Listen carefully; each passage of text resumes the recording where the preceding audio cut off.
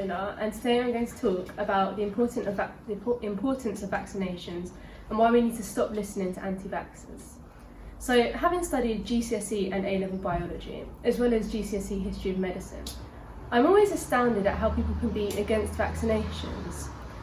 The World Health Organization has said that vaccinations saved over 10 million lives between 2010 and 2015. So why is it that 1/6 of British people are afraid of these vital lifesavers? The problem is that people are listening to lies on social media, opinions generated by fake news and fear of the unknown, rather than scientific knowledge based on over 300 years of research. Firstly, there's no evidence to say that vaccines are dangerous. The anti-vaxxer movement was triggered in 1998 when Dr. Wakefield published a report in a respected medical journal that appeared to show a link between the MMR vaccine and children developing autism. However, he used a very small sample size of only 12 children, and he twisted his data to create the best possible headlines and financial gain for himself. His results have been proved to be inaccurate and false in numerous investigations since. Secondly, there's plenty of evidence to show that vaccines do stop infectious diseases from spreading and therefore save lives. So I'm going to tell you about Edward Jenner, who was the first person to develop a vaccine in 1796 using a slightly unethical but very effective method.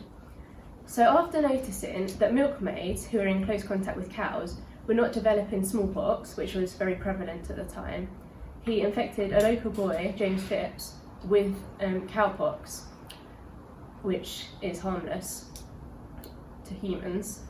7 days later, he infected the same boy with smallpox, and this normally dangerous disease caused no harm or symptoms. Since then, smallpox has been completely eradicated from the UK, alongside many other communicable diseases, which at the start of the 20th century were the main cause of childhood deaths. If we had no vaccines, every year would be like 2020, as people try to avoid getting infected by what we now consider historical diseases. So, to illustrate how this can apply to our lives today, I want to do a bit of a thoughts demonstration using COVID-19 as an example.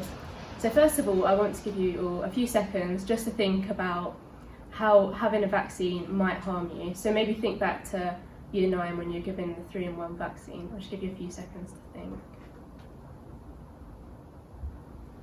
Okay, so what you're probably thinking about was the pain in your arm, maybe at the very worst feeling like you're going to faint, but if that was the case, you're probably given a biscuit and felt better. Now, I want to give you a few seconds to think about the harm that COVID-19 is doing. Not to you, but to others. We, young healthy people, do not get vaccinated for selfish reasons, but to protect the few members of our society who cannot be vaccinated due to allergies.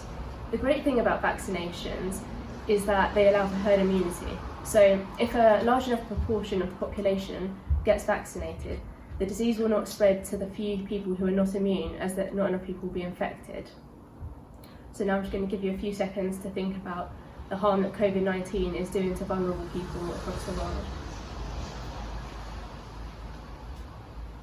So this time you're probably thinking about overfilled hospitals, ventilators and mass graves.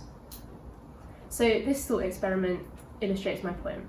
When a COVID-19 vaccine is developed, there's no need to be afraid of it, but there's every reason to take responsibility and get vaccinated. We need to encourage other people to get vaccinated, and we need to stop the spread of lies on social media. And if people refuse to get the vaccine, I think the government has every right to make it compulsory, purely to save lives. It's time we stop listening to lies on social media and start listening to the science. Thank you.